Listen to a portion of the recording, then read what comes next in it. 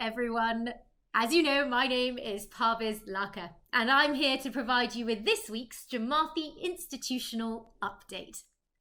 So a quick flashback to last week to begin with. You'll remember that we had two rather brilliant talks.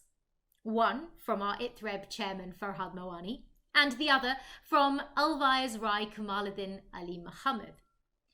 Now, both of them talked to us about religious education. They talked about the efforts that our Jamaat is making in the realms of religious education, as well as the importance of educating ourselves and the youth in this domain.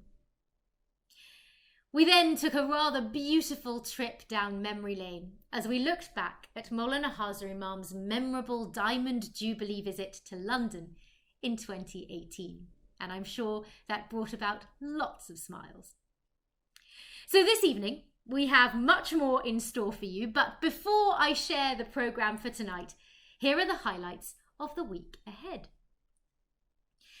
So tomorrow, the Golden Club session will continue to take place at 12:30 p.m, led by Alwaez Ghulam Abbas, who will speak on the unity of the Jamaat, exploring what it is that unites us in difficult times, such as the ones we faced in 2020. And then on Tuesday, the other Parviz continues to keep us moving and gaining strength with her chair and standing exercises at 11 a.m. And then on Tuesday evening, from 8 p.m. to 10 p.m, we have a continuation of the programme for parents, which is called On the Parenting Journey. Now, if you remember, this is a programme that is especially developed to help parents navigate the ups and downs of raising children during these very turbulent times. So if you missed it last week, you have a second opportunity to sign in this week, and I'm sure you'll get a lot out of it. And then we move on to a very busy Thursday. So we have a number of activities, starting with the social circle at 11 a.m, and then we also have the final class of the popular Talking Hands programme. So this was an 8-week introductory course to the British Sign Language taught by Farah and Zara. So well done to the two of you for keeping it up for 8 whole weeks. I'm sure those who attended really did get a lot out of it. What a wonderful course. And also on Thursday this week, Raz will be hosting Zumba Fitness at 8:30 p.m. for anyone wishing to keep fit and stay active and have a lot of fun doing it. Hugely important, especially whilst the gyms are closed, so do take advantage of that. But this Thursday also marks a very special day. It marks International Men's Day. And in response, the Women's Activity Portfolio are running their very first virtual event for men in the Jamaat. And this is an opportunity for them to explore the ideas of modern masculinity and the impact that societal expectations can have on them and those around them. I, for one, am really intrigued to see what this throws up. So for all the men and women of our Jamaat, this is one to tune into. So well done to the Women's Activities Portfolio for creating this platform. And this brings us on to next Saturday, when we'll hear our next Sing-Along Saturday on social media, showcasing musical talent from across the Jamaat. And that will be followed by our next Jamaati evening programme, right here at 7 p.m.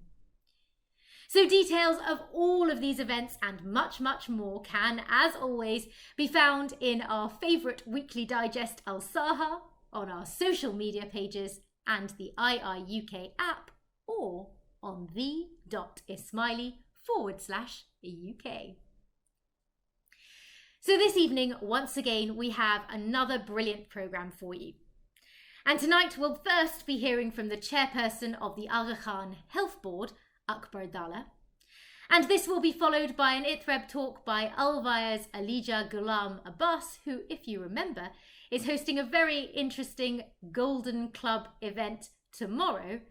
But tonight, he'll be talking about looking for the silver lining in difficult times. Really pertinent for this current lockdown. So do tune in. This programme will overall finish with another trip down memory lane, which will bring a ton of more smiles, because we'll be rewatching the opening of the Aga Khan Centre in London back in June 2018. Now, this was opened by both Maulana Hazar Imam and Prince Charles, and Maulana Hazar Imam's family were also present at this event, so I'm sure you'll catch some snippets of them as well this evening. So once again, we hope you enjoy tonight's programme, and we very much look forward to seeing you again next Saturday night, right here. But in the meantime, take care, stay safe, and Ya Ali Madad.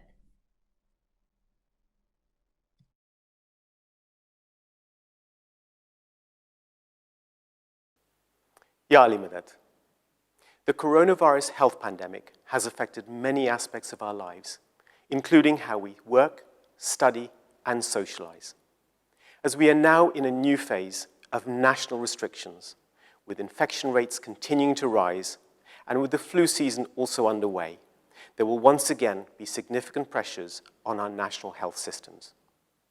Our beloved Maulana Hazar Imam has emphasized that we must take personal responsibility to protect our health, safety, and well-being, and that of our family. Whether you are in education, at work, or at home, it is important to take all appropriate measures and follow public health guidelines. Sadly, we have seen what this virus has done to far too many people. And it's not just older and vulnerable people who are at risk.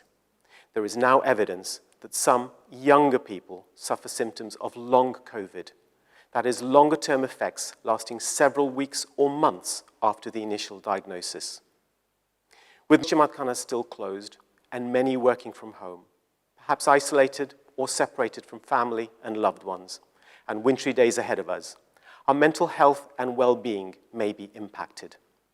But it is important to remember, if you are feeling anxious, you are not alone. It is quite normal to feel this way, especially so at this time. There are things we can each put into practice to help. As we spend more time indoors, try to maintain a routine. Focusing on the things we can control will help distract us from the things we cannot control in the external environment. Eat regularly, maintain a balanced diet, and stay hydrated. Stay connected to our faith, with family and with friends. Exercise, any form of exercise. Get some fresh air, sunlight, and nature when you are able to. Breathing exercises and mindfulness techniques may also help. And when you read or watch the news, access it from reliable sources. I also find that resources available on websites such as mind.org.uk are very helpful, and they have a section specifically on coronavirus and mental health. Since July 2019, over 1,000 members of the Jamaat have attended our programs to raise awareness of mental health. We will continue to prioritize this work so that we relieve the stigma that is sometimes associated with it. Over 200 of our Mukhi Kamres and IVC volunteers have now been trained on mental health awareness, and we plan to build on this strong foundation and extend the program to all our frontline volunteers, including introducing a 2-day mental health first aid course to add to our established suite of physical first aid and heart start training. Our non-communicable diseases program, which used to take place in our Jamaat Khanas and our Baitul Ilms, is being redesigned so that we can still deliver seminars online on nutrition, healthy living, and wellness. More than 300 individuals across our jurisdiction since July 2019 have accessed confidential one-to-one health support in multiple languages from our team of healthcare professionals. We have recently launched 3 support groups for cancer, diabetes, and healthcare professionals. All are run confidentially and by qualified professionals. And if you have adverse health issues, please do not ignore these.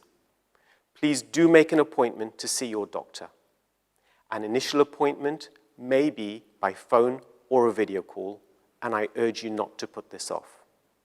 Although the situation could change, hospitals are currently available for non-COVID issues, and many medical procedures are still continuing.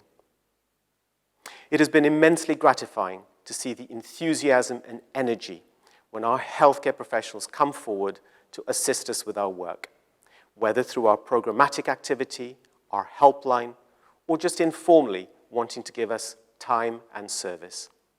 This has included projects for the Aga Khan Health Services, such as our hospitals in Afghanistan, where we have provided support and knowledge on mental health and COVID-19. And our work to support our AKDN health services in other countries is growing, and there is ample opportunity to offer support. I know the Jamaat will join me in thanking all of our healthcare professionals for what they are doing to keep us and the community at large safe and protected during the pandemic. And as we look ahead, there is hope, and we can be optimistic about a post-COVID future. We are learning much more about this disease, and that will help us to better adjust.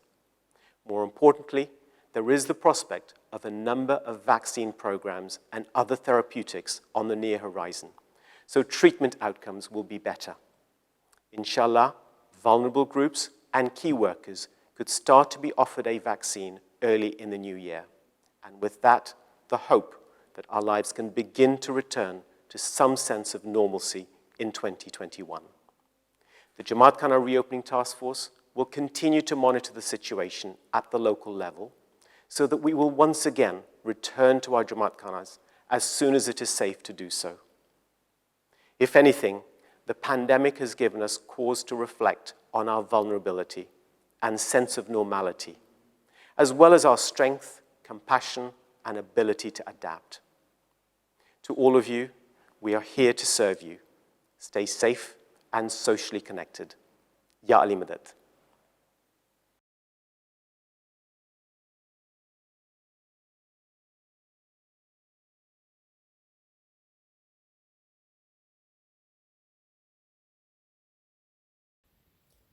Bismillahirrahmanirrahim.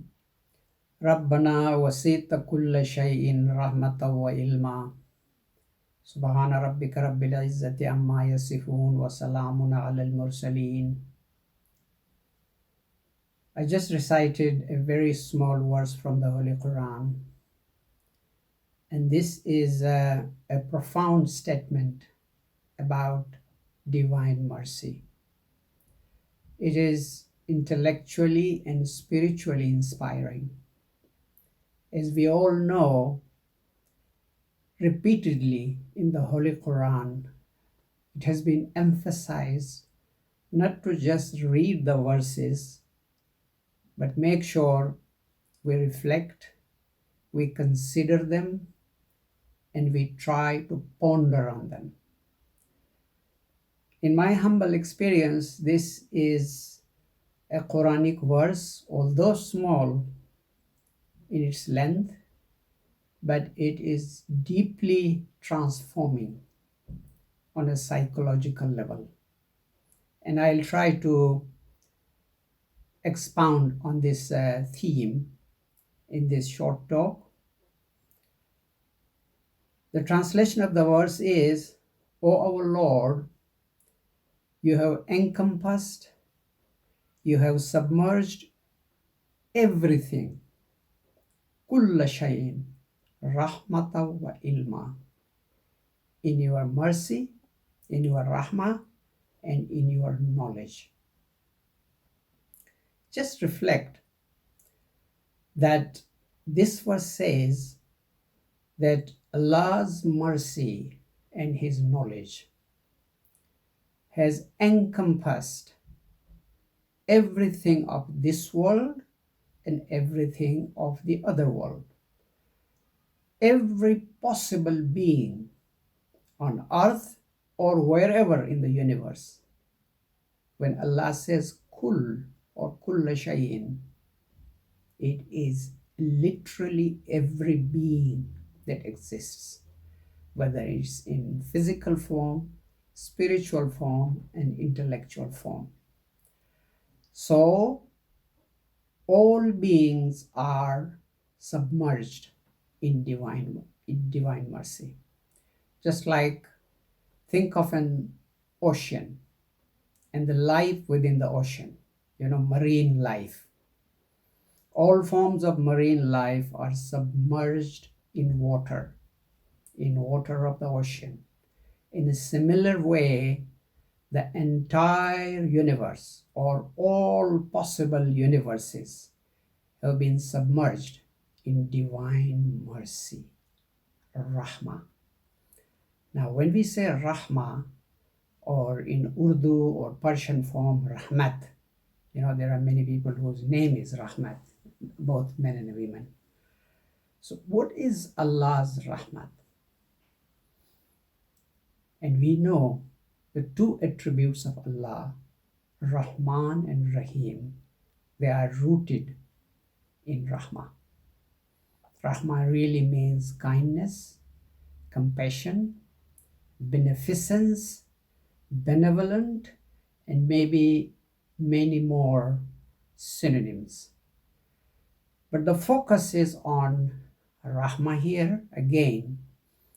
And as I said, these two profound names represent Allah's Rahmah, Rahman and Rahim. And we use these two names every day in our prayers as well as outside the prayers.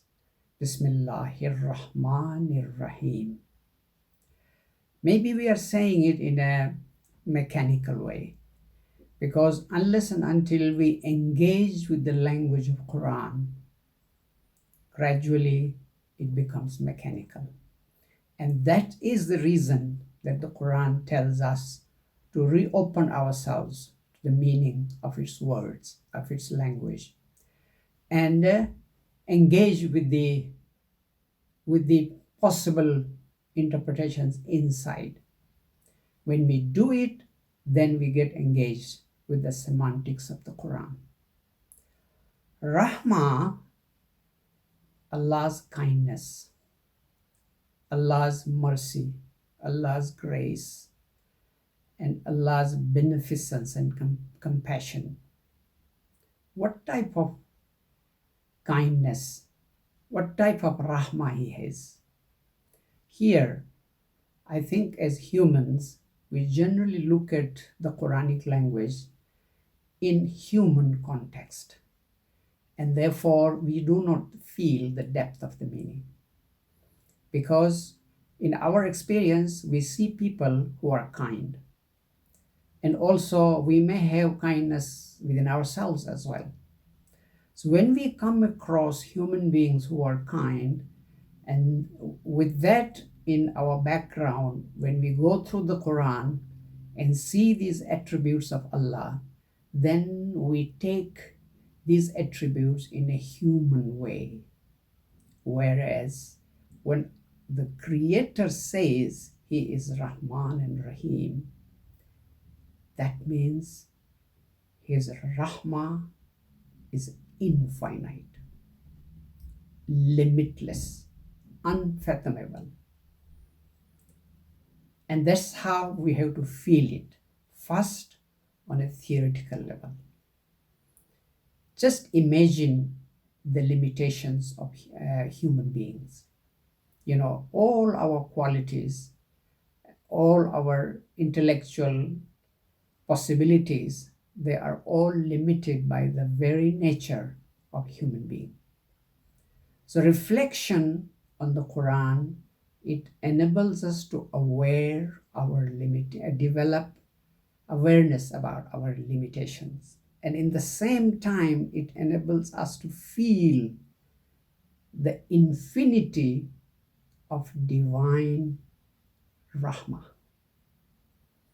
So this internalization of the meaning of the Quran, Quranic language, enables us again to have a feel. Again, we can get nearer to the meaning. We cannot completely fathom it. It's not possible for human beings. However, it does make us feel how limited we are, and in the face of this limited entity, whom we call human being, there is an infinite, unlimited ocean of mercy. And here, as I earlier said, we have, for example, a glass of water, and we call it water. And then same water we find in an ocean. Now both are water, but look at the difference. So divine mercy is like an ocean, and human quality of kindness is like a glass of water. Now, internally, our soul always yearns to feel and experience the divine mercy. When Allah's mercy, Allah's kindness, His compassion is theoretically internalized, then it creates the possibility to experience it on personal level.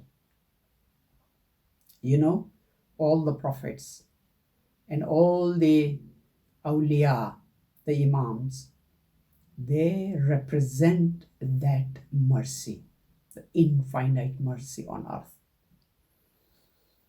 Prophet Muhammad in Holy Quran says, وَمَا أَرْسَلْنَاكَ إِلَّا رَحْمَةً لِلْعَالَمِينَ. Look at the beautiful verse which says, and we have not sent you but a mercy for all the worlds. You know, the mercy, Allah is Rahman and Rahim. That is the source of mercy. And the Prophet and the Imam are embodiment of that mercy on earth. And human beings also have the potential and possibility to rise above the limitation, and through obedience and through following the guide, we also can acquire that limitless mercy. We can join that limitless mercy in which the whole universe and all possible universes are inside. They enjoy the divine mercy. And this, in my humble understanding, creates a particular psychology. You know, kindness is an ethical value, and the source of this ethical value is divine kindness. A kindness which has no parallel on earth. Nonetheless, it leads us to feel the divine mercy within ourselves, because our souls are oriented spiritually through its creation to this mercy, to experience this mercy, to attract to this mercy. So when we just have a feeling of the depth of the divine mercy, this is enough to transform many of our negative characters within ourselves. And being merciful in others, you know, accepting divine qualities, repeating them in our tasbih, understanding them and reflecting them, is not just in a mechanical way we just keep on repeating. Its fundamental purpose is, let this kindness enter into our existence. Let it transform us from within. Let us feel the ocean of mercy, which Allah refers to in this ayat, that everything is soaked in divine mercy. And the profound impact of divine mercy is we become ourselves merciful on the pattern of divine mercy. When we feel that inner mercy, then this value doesn't stay on a human level. It has the potential to evolve and become bigger and wider and wider, and this is the inner evolution of human being. And at that time we see all negativity, all pessimism and sense of despair is gradually squeezed out. We are filled in by a new psychology. And because of that, God says in the Quran that this is a shifa for human beings. The Quran and the zikr is a shifa. Shifa means healing. Understanding the meaning of Rahman and Rahim, meaning of Rahman, and then make a conscious effort, a conscious intention to get closer and closer and closer. And as we feel the ocean of mercy, as it touches our consciousness, then we see ourselves being cleansed from negativity, from all sorts of prejudices within, enmity, all negative things which represent shaitan in human beings, that they are swallowed up by this divine mercy, because it's all encompassing.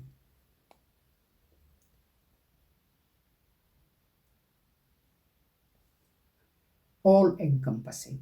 So therefore, in terms of particularly in difficult situations, human life goes through all sorts of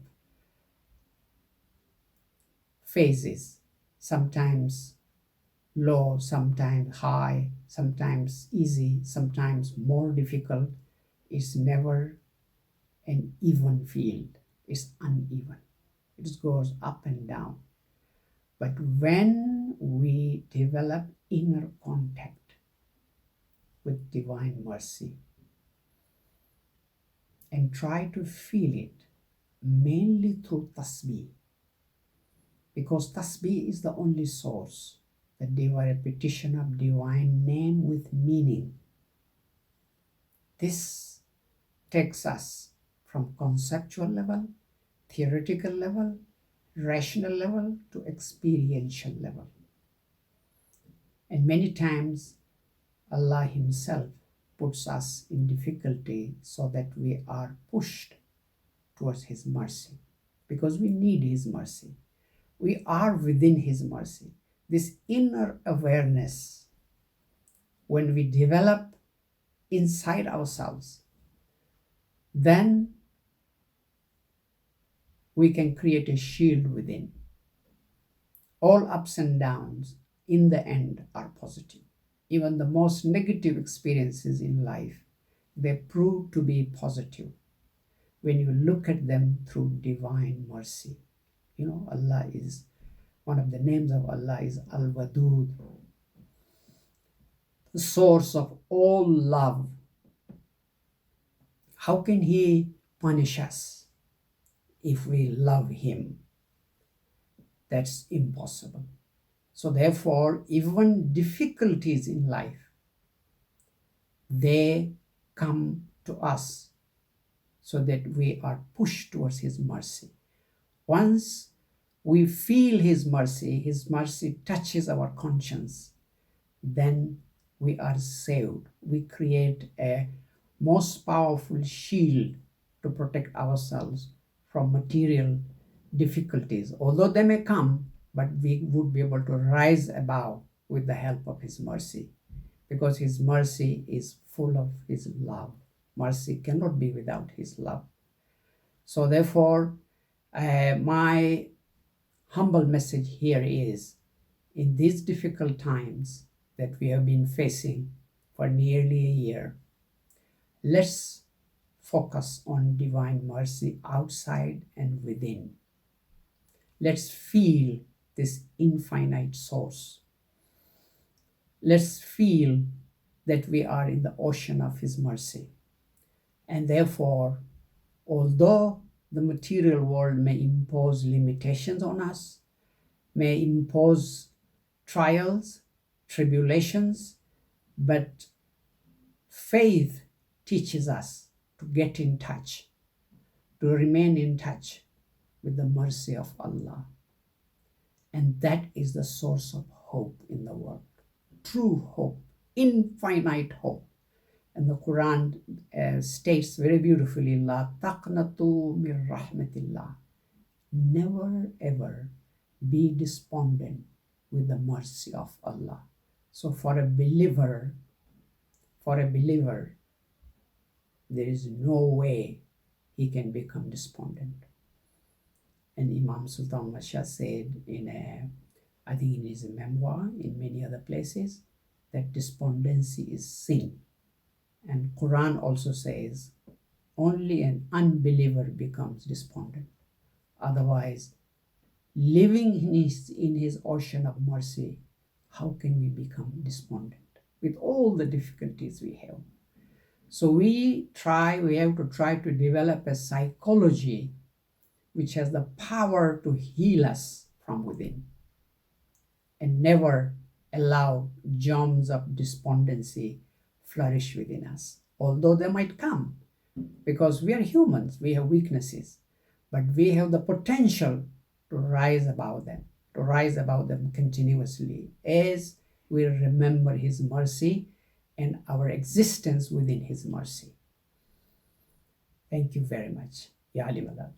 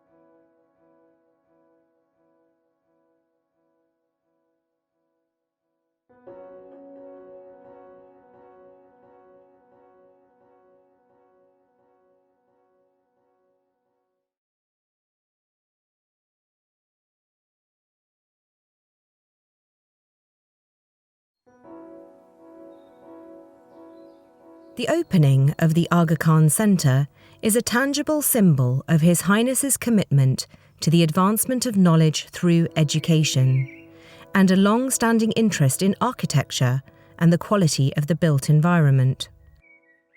The opening comes during the period in which we are marking the Diamond Jubilee of His Highness's accession as Imam of the Shia Ismaili Muslims.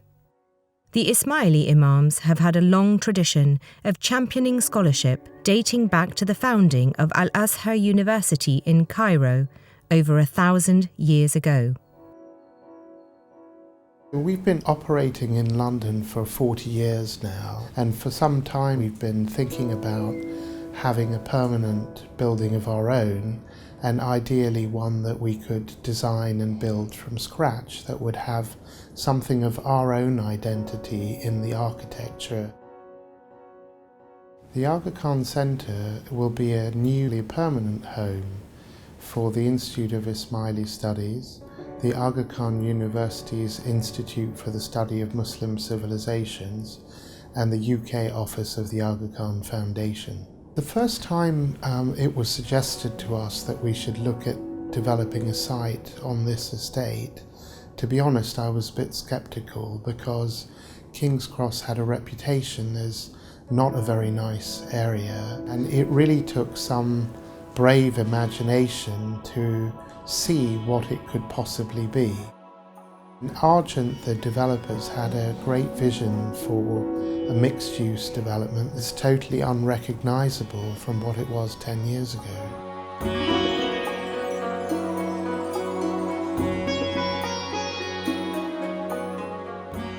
The Aga Khan Centre is in the King's Cross development, which is part of the Knowledge Quarter, a 1-mile radius of institutions devoted to the study and exhibition of ideas and information in North London.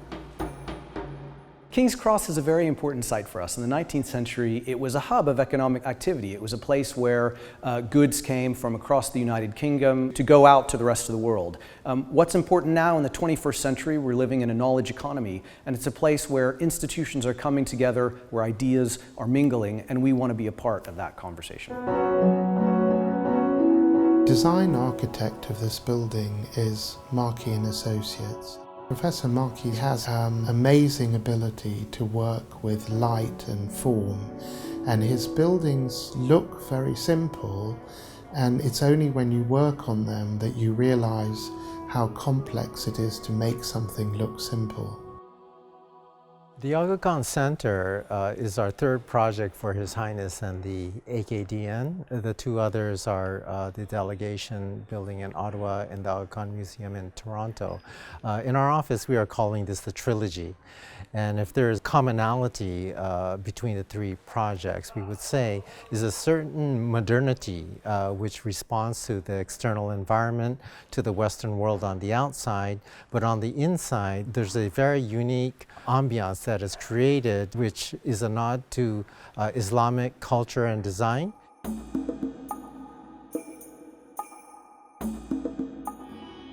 The Aga Khan Centre is carefully planned vertically. There's 10 different levels in the building. It starts at the ground floor with the public realm, and then the stack above has teaching spaces. And the library is in the center of the vertical stack. And on top of that are 4 levels for each of the respective institutions, and then the top floor is a celebratory floor.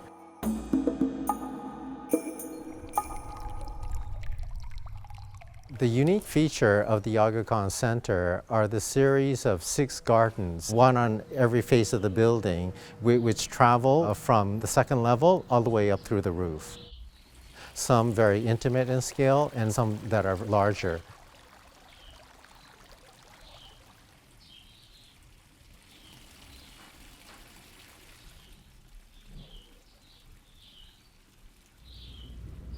The Chahar Bagh garden was requested to be inspired by the Maghreb and Spain.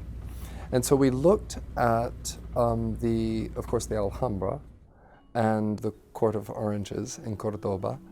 And we thought, this is a space that does not have a view out. It has very little soil depth. It's on the 9th floor of a building. Perhaps that is our inspiration, is not necessarily the garden of the Alhambra, but the Chamber of the Two Sisters, where a garden is described in poetry. And that became the key to our solution for this project.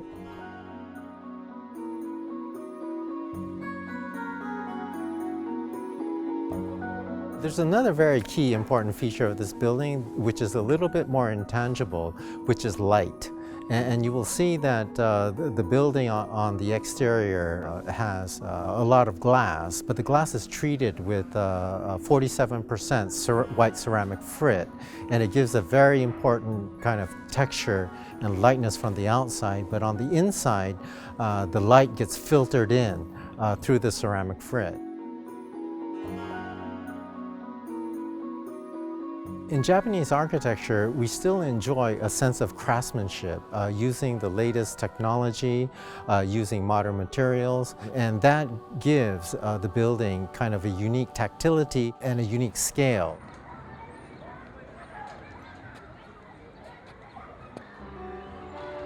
Geometric patterning is a very important and key feature of Islamic architecture, and oftentimes in traditional Islamic architecture this was done in carved stone, carved wood, and the pattern appears in different shapes and forms. In all of our three projects for His Highness the Aga Khan and the AKDN, we actually designed a pattern specific for that building. And the pattern itself is generated from an octagon, an eight-sided geometry.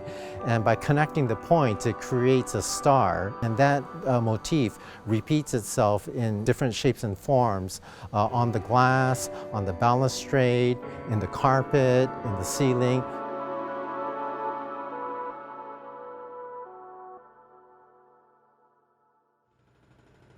Mackie and Associates have brought a real ambition to this project, and what they have given us is an incredibly strong concept with all the spaces around the atrium. They've given us beautiful outdoor spaces. They've paid attention to how we wanted to work in quiet spaces. They've given us light everywhere and a myriad of other fantastic details. And what we like to think it's a little bit of Japanese sensibility in London. The project required a huge team of designers, engineers, specialists, and we worked really all very closely together over the last 6 years. It's also been, I think, for the contractor BAM, who we have to be grateful for their incredible efforts in achieving what is an ambitious project of the highest level of quality.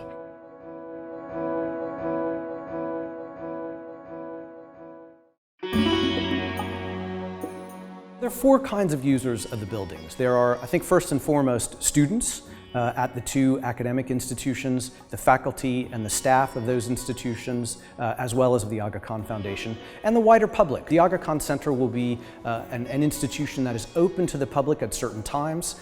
There will be 6 Islamic gardens that the public can tour, but at the same time we'll have a very active program of exhibitions, lectures, and other kinds of events where we can interact with the public and they can interact with us. We'll cooperate throughout the building between the 3 institutions. We will come closer. There are open spaces where we will meet each other, and I think that will affect both teaching and research in the new building. The new library will in fact offer a number of new opportunities. For the first time we shall be able to house all of our collections, including our rare collection of manuscripts, in one place. That will really provide a first-time opportunity for us to share these unique resources with scholars worldwide and lay the ground for further progress in the field of Ismaili and Shi'i studies.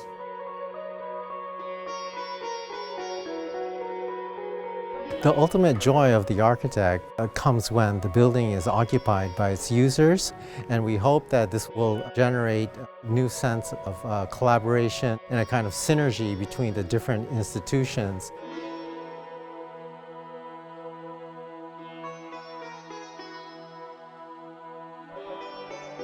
The Aga Khan Centre is a gift from His Highness the Aga Khan and the Ismaili community that's been based in the UK for over 40 years, 4 generations. It's a public symbol of our commitment to London, to the UK, and to its connectivity to the wider world of ideas and people that we work with.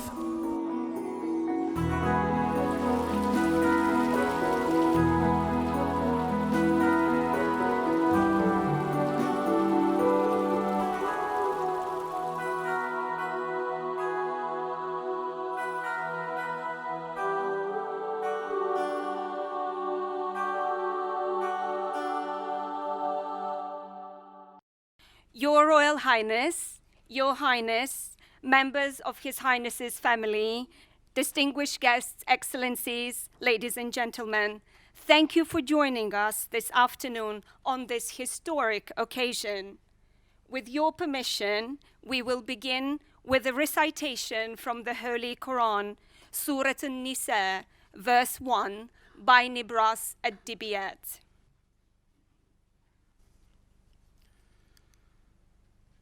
بسم الله الرحمن الرحيم يا أيها الناس اتقوا ربكم الذي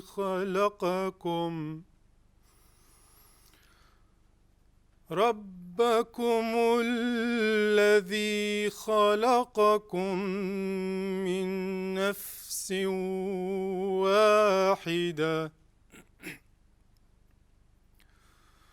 وخلق منها زوجها وبث منهما رجالا كثيرا ونساء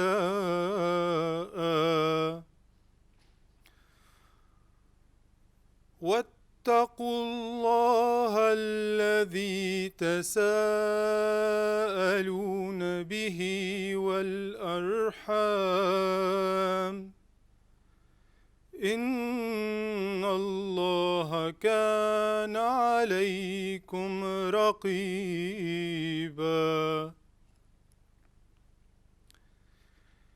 In the name of Allah, the compassionate, the merciful.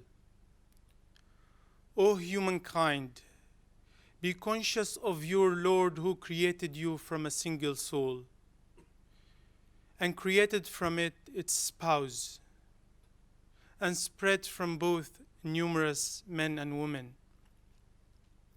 Be conscious of Allah in whose name you question one another, and be mindful of kinship.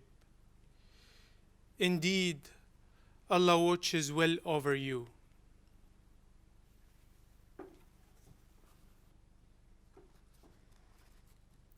Your Highness, may I now request you to address our guests.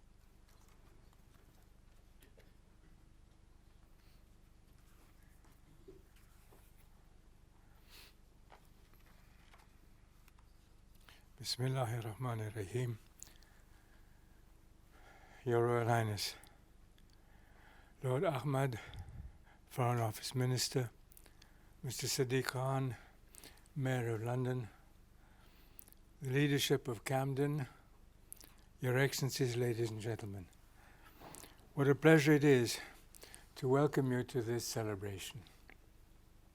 We celebrate today a beautiful new architectural accomplishment. As we do so, we also honor those who've made this center possible and the values that have inspired their work.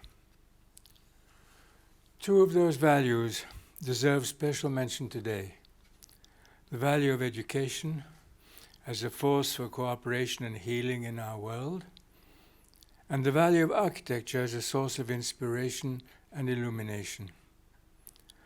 Both of these values, education and architecture, have been significant in the life and work of today's guest of honor, His Royal Highness, the Prince of Wales.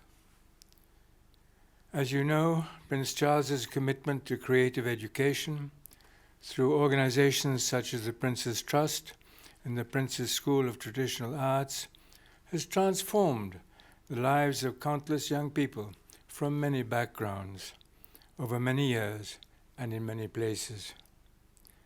Prince Charles has also consistently affirmed the transformative power of architecture, including the rich traditions of Islamic architecture.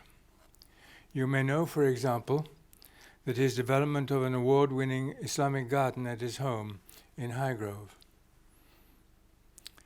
The value of education, of course, is at the heart of this project.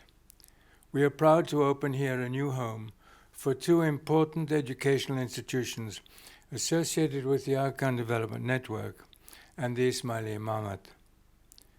One is the Institute for the Study of Muslim Civilizations of the Aga Khan University. The other is the Institute of Ismaili Studies.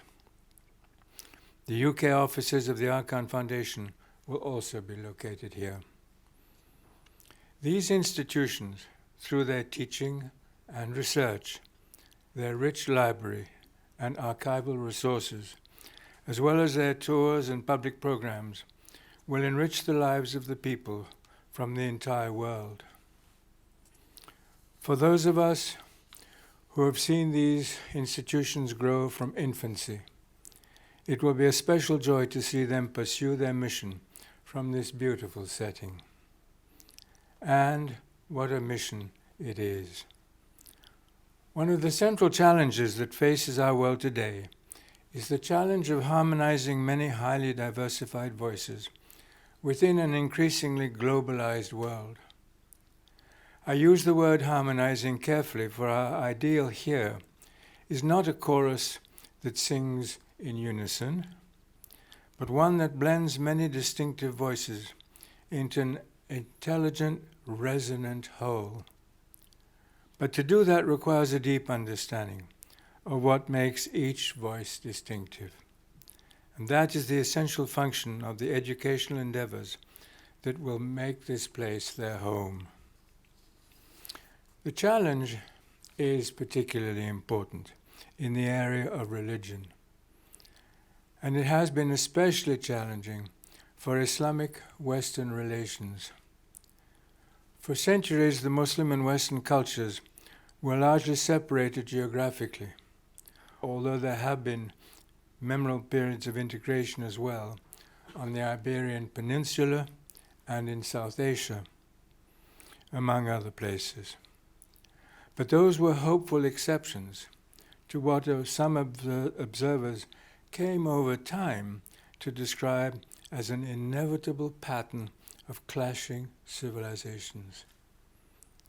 When I came to my role as Imam of the Shia Ismaili Muslim community just 60 years ago, I found it, sorry, the years do go by, just 60 years. I found it impossible to accept the notion of inevitably clashing civilizations. My own early life experiences were in both worlds, and so were those of millions of Muslim peoples. So rather than talk about clashing civilizations, I began to talk again and again, as some of you may recall, about a clash of ignorances.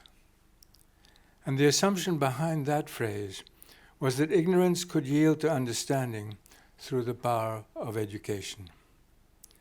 That continuing conviction is what brings me here today. I believe that is what brings all of us here. My strong expectation is that from this new home, our education-oriented institutions will contribute powerfully to building new bridges of understanding across the gulfs of ignorance. As that happens, one important source of inspiration will be the place from which these institutions will be working. And that brings us to the second value I mentioned earlier, the inspiring power of architecture. The places from which we look out at the world, and the places into which we welcome the world, can deeply influence how we understand ourselves and our world. And what place could be more ideal for both our educational hopes and our architectural enthusiasms than the place where we meet today, in the heart of London's Knowledge Quarter. King's Cross is one of the central connecting points for a city, which itself has been one of the great connecting points for the entire world. This place has been shaped by many diverse influences, and among them we now welcome the rich traditions of Islamic architecture.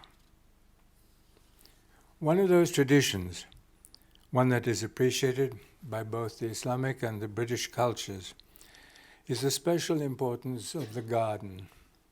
We see the garden not merely as an adjunct to other constructions, but as a privileged space upon itself. And that is why I've emphasized, since our role began here in 2010, my own hope that the value of garden spaces should be embraced here. As we perambulate together through these spaces today, I trust that you will share my delight in seeing how that hope has been fulfilled. What we will see as we walk along are not only beautiful buildings, but also a unique series of gardens, courtyards, and terraces, 8 of them in all, across our 2 buildings. Each one of them, moreover, has a distinctive identity. Each one is inspired by a different region of the Islamic Ummah. Taken together, this winding ribbon of special spaces is an eloquent tribute to the rich diversity of the Muslim world. What they will make possible for those who walk these pathways, the people who will live and work here, and public visitors as well, is a wonderful journey of refreshment and discovery. Now, as I mentioned earlier, an extraordinary Islamic garden already exists in this part of the world, the one that Prince Charles created at his own home. But since it is something of a journey to get out to Gloucestershire, we thought we might have a little intelligent saving of people's time by locating something here in London.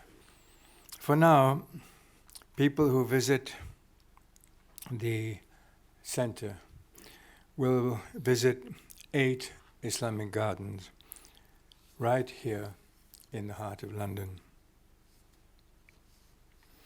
As we open this remarkable site, it is a privilege to salute those who have brought us to this moment.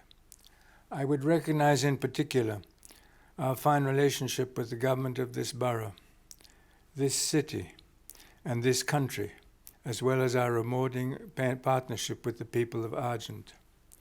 We are grateful as well for the talents of Maki and Associates, Allies and Morrison, Madison Cox and Nelson Bird Waltz, as well as Rashid Areen and the late Karl Schleininger. I would also like to thank our splendid team of staff and volunteers, including my brother Prince Amin, who have stewarded this project to completion. And we especially salute the magnificent generosity of supportive donors from around the world. Finally, as we open this building, I proudly welcome a guest whose commitment to the promise of intercultural education and to the power of architecture resonates ideally with the spirit of this place and this moment. Ladies and gentlemen, His Royal Highness, the Prince of Wales. Thank you.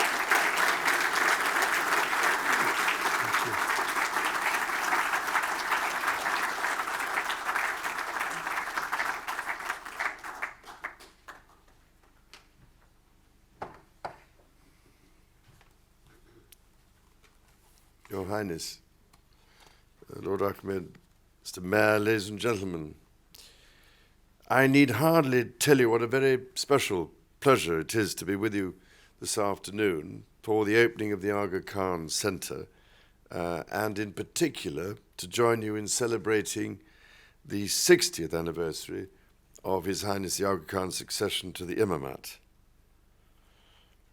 Believe it or not, next year, it'll be 60 years since I became Prince of Wales, but that's purely incidental.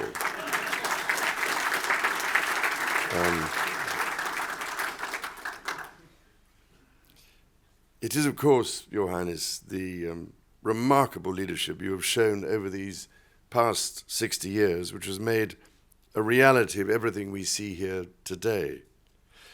above all, it is Your Highness's vision which has enabled the Aga Khan Development Network to grow into an organization of international importance, addressing the development needs across the globe and bridging the boundaries of race and religion with your message of hope, compassion, and pluralism.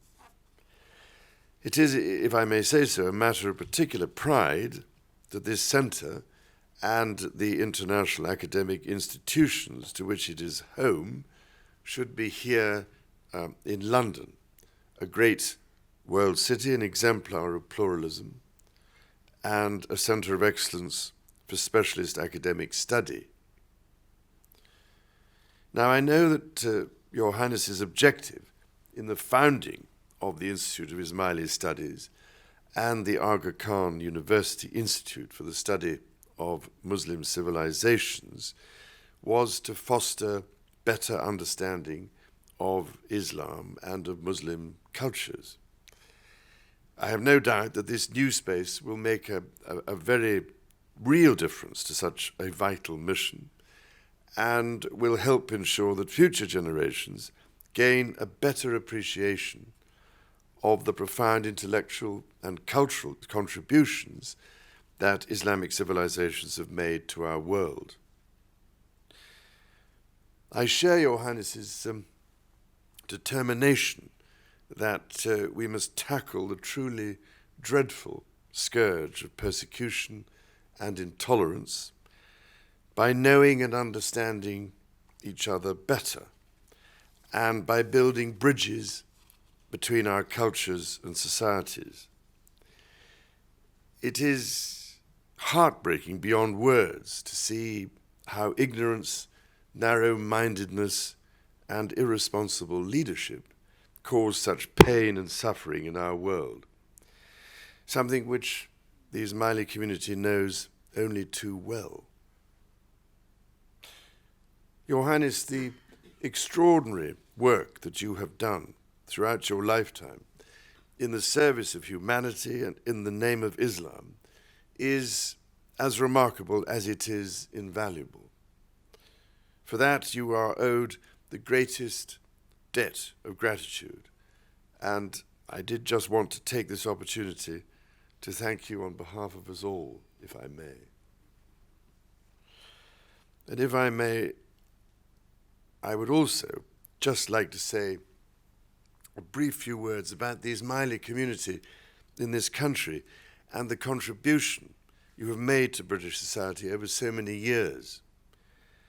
I've always had the greatest admiration for the Ismaili community's emphasis on intellectual and cultural exploration as a means of integration, and your determination to discharge your obligations as citizens of this country while maintaining your own special and distinctive traditions. It's clear to me that in holding dear the values of humility, honor, magnanimity, and hospitality, the Ismaili community takes its inspiration from you, Your Highness, and from your extraordinary greatness of soul. In similarly inspiring this centre, you have set it on a path to serve the world with great distinction, just as Your Highness has yourself done throughout your remarkable life. My wife and I have been fortunate enough to see just what an inspiration you are to your community when we accompanied you to Altit 12 years ago. And never, ever will we forget that occasion, nor, for that matter, the magnificently shampooed bull yak with which I was presented, and which, very sadly indeed, I was unable to transport back to Highgrove to graze in my Islamic garden.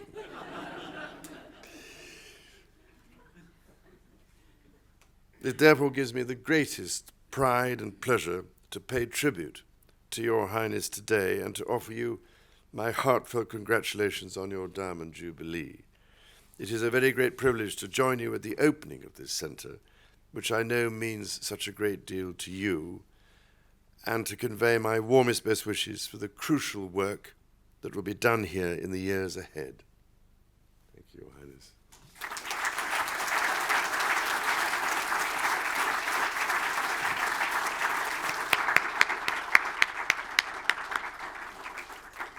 Thank you, Your Royal Highness. Your Royal Highness, Your Highness, may I invite you back to unveil the commemorative plaque marking the opening of the Aga Khan Centre.